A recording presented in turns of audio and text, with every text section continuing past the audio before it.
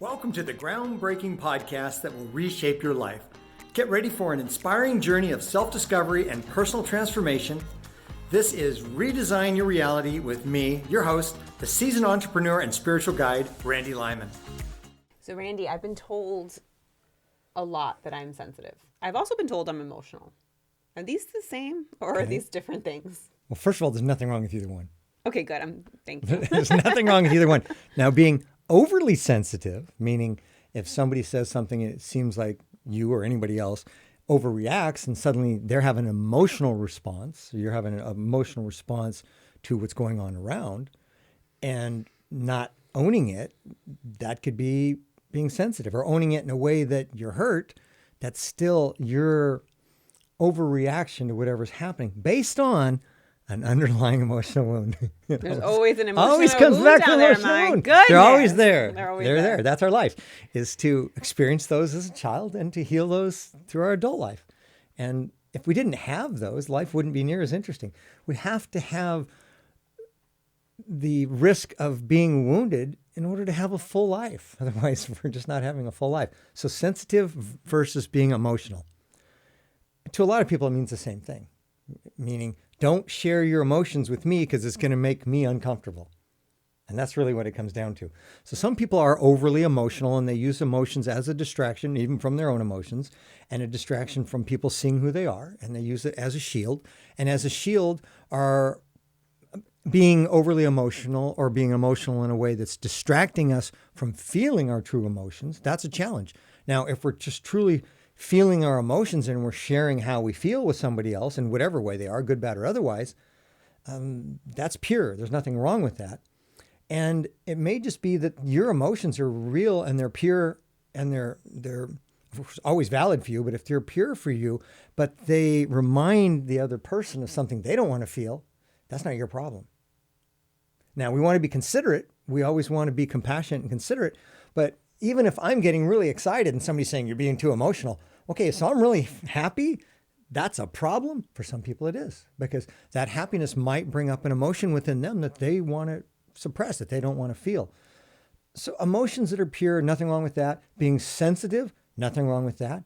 How we project our emotions onto others and expect others to change or adapt to us, then that's manipulation in a way. That's not our pure emotion. Does that help answer the question? Go one deeper. I think so. So I guess for me, if the way I look at it is, if I'm too sensitive, it means I get my feelings hurt, right? Like, you're hurting my feelings. You told me that sweater makes me look fat, right? Like, oh, that really hurts my feelings. Doesn't mean that I'm going to get emotional and cry about it, but it's going to like cause some sort of hurt. Okay, so first of all, it shouldn't matter to us what they feel, but they're a gift in saying that or triggering that within us, reactivating that within us. Because if we don't feel good about how we are, it used to bother me that I'm skinny. It doesn't bother me now. But when somebody says you're skinny, when I was younger, then I had issues about that. And so I would react. It wasn't their fault. Mm-hmm. Even if somebody says something to me that's hurtful, I get to decide how I'm going to work with that. Am I going to see it as a gift to deal with healing an old emotion? Or am I going to try and protect myself and be defensive or whatever I do? So the emotions are always valid. Do we own them or do we project them on somebody else? When somebody else experiences our emotions, do they allow us to have our emotions and be sensitive? Or are they uncomfortable and they're trying to manipulate us in a way that we act differently so they don't have to feel their emotions? Yeah. Where my mind's going right now is like, I've always been an animal lover. And so I get really emotional or sensitive. I don't know what it is, right? It's both. To seeing animals hurt. Like, I know one time I stepped on a lizard and killed it. I didn't even know I was stepping on the lizard. I was like that giant stepping on the lizard and killing the lizard. And my husband's like, he saw the whole thing happen, didn't want to tell me because he knew that it would upset me. Like, this is crazy, right? Like a lizard. Or like if an animal's run over on the street, he'll see it and be like, I don't want to tell you, but yeah, like he'll have a reaction to it. So like, is that a sensitivity or is that? That's a sensitivity, and the reaction is an old emotional wound. It's both. So yes, you're sensitive to feeling that. And in feeling that, it reminds you of something in the past that you didn't feel completely, or you felt that you want to forget. That, again, because you didn't feel it completely. Even the worst pain that we can experience, when we feel the worst pain in our life, if we feel it completely, and cry the tears, do whatever we have to do to experience that emotion 100% and let it go, then it's gone.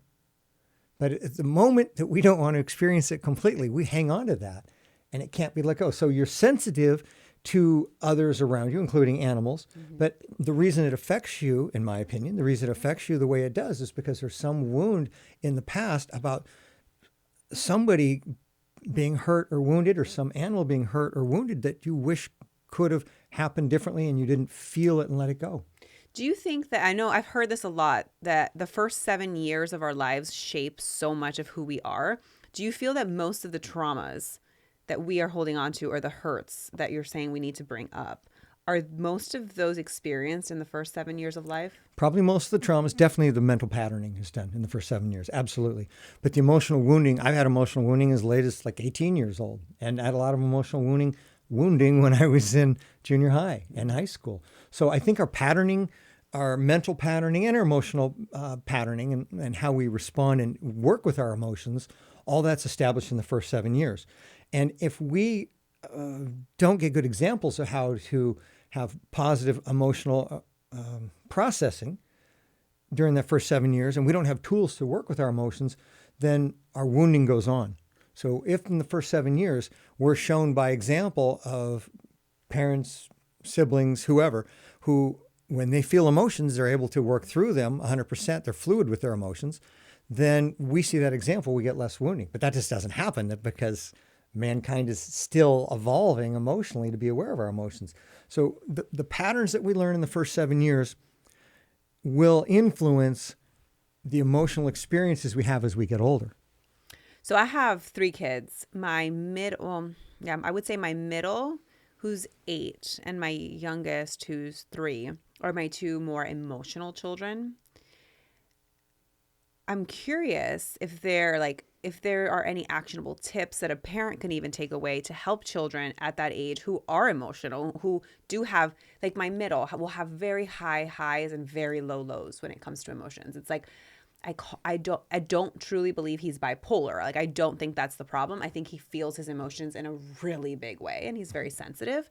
And even my oldest will be, oh, Brooks is just so sensitive. Like, it's a thing, right? What would you say to a mom who's trying to navigate this? First, you have to work with your own response to it.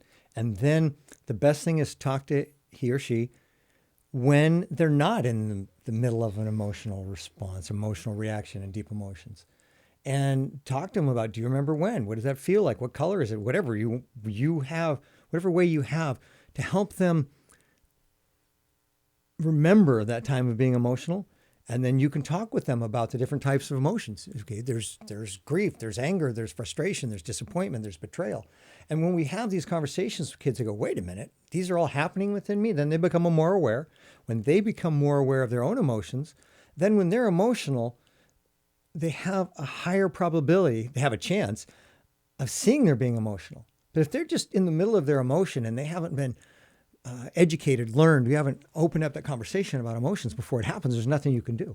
It's like kids on drugs, okay? If you have the conversation ahead of time with your kids, if they're exposed to drugs or they happen to get in a place where they're being affected by their peers or they're having a drug habit, you've talked to them before the problem happened or outside of the emotional charge of the time. At that point in time, when they're emotionally charged, we can't have that conversation. We can only do it ahead of time to prepare and educate, and afterwards to reflect. So I do think that there's something to do with, and I know I'm kind of going on a little bit off on a tangent here, but as far as like brain development goes, it takes a while for our brains to fully develop. I think it's like 25 years old or something like that, depending on if you're a man or a woman.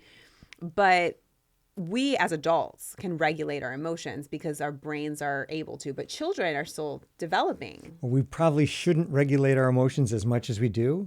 If I'm in a situation, if I'm in a business meeting and I'm emotional in a way that's not appropriate to express, then yeah, I want to regulate it. But if I'm in my normal life by myself or with my partner or family or friends where I'm safe to feel my emotions, I should absolutely feel my emotions. But are there rational emotions and irrational emotions? No. No. Emotions are designed to help us navigate the world. We want to be drawn to things that make us safer and happier, and we want to be drawn away from things that are going to harm us. And so emotions are like a guidance system. Now, some people refer to them as a guidance system and say, stay away from your negative emotions. I don't believe that. I think we should dive into our negative emotions. But the reason negative emotions exist is at the time, our minds made up a story of this isn't good. There's an emotion around that because there's a consequence to if I stay on this path, or if the similar term, if I put my hand on the hot stove, I'm going to burn it. So I don't do that. If I continue to do whatever I'm doing that's going to embarrass me or hurt my health or whatever, I'm going to have an emotional reaction to that. It's part of our guidance system. But when we have those emotions, we can't stop them. They're valid. They have an energy of their own. The only way to release that energy is to feel the emotion completely.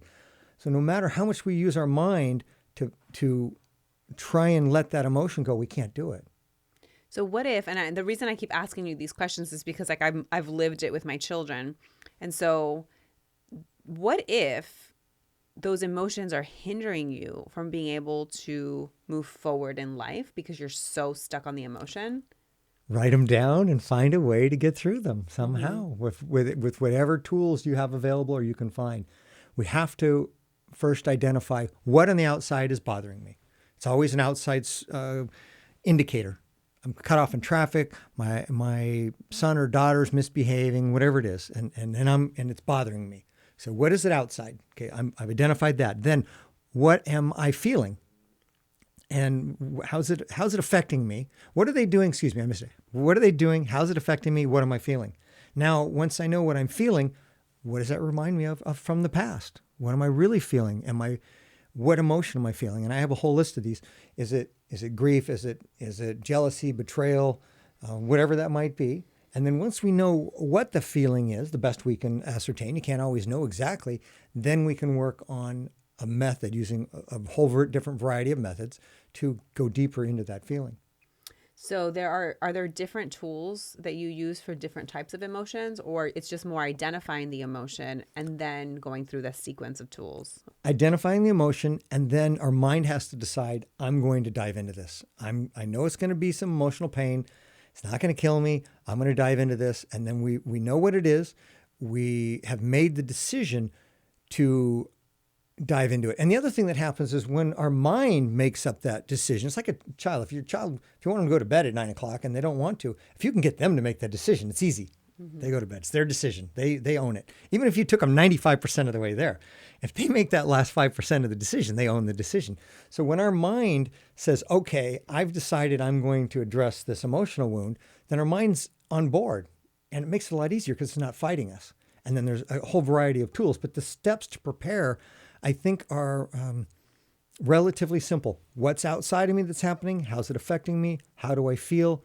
What do I feel? Now I can go and use a lot of different techniques to address that emotion. I've heard that our thoughts are what create feelings.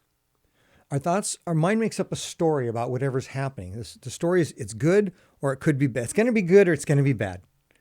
And if I miss the bus coming home from school and I'm stuck at school, my mind starts making up stories. My mind says, oh God, mom's going to be mad because I didn't catch the bus and she's got to come pick me up. Or dad's going to be pissed because now he's embarrassed because his son's not smart enough to get on the bus. And then my mind starts making up all these stories, and my stories in my head then create the fear or whatever feeling it is.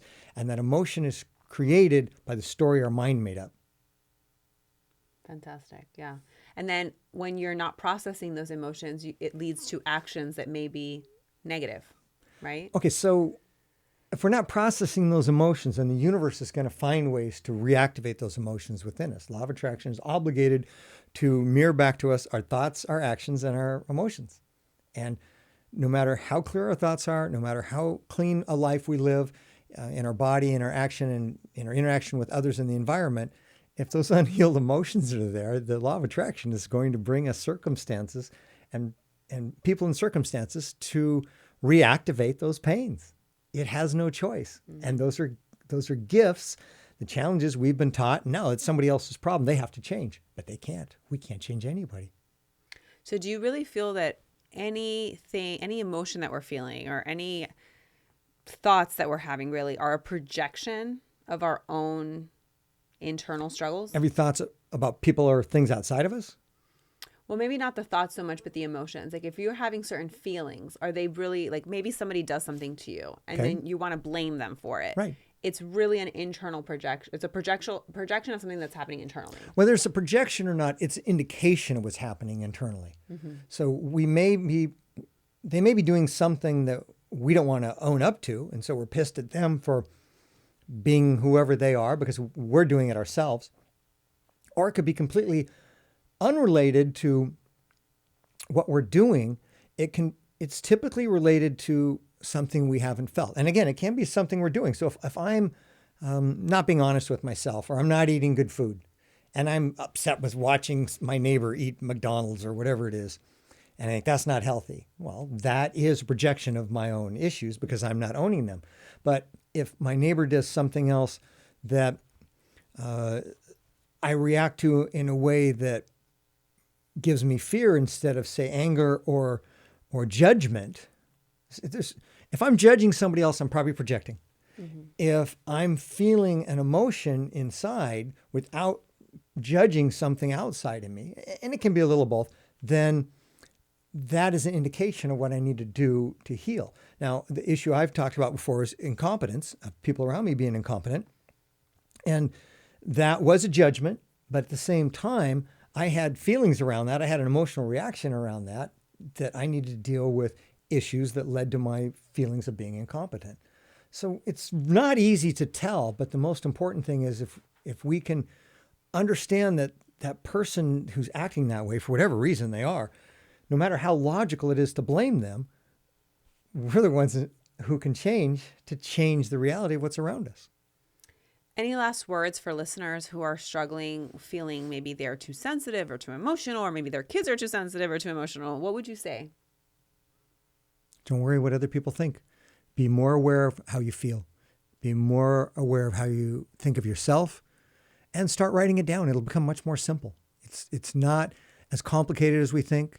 It's not the other person's fault. It's not our fault. It just is. And when we write things down, the mind says, I can do this. This isn't as scary. And then we're more likely to put ourselves in a situation where we can really feel those old pains and heal them and move past them. This has been great. Thank you so much, Randy. Thank you, Camille.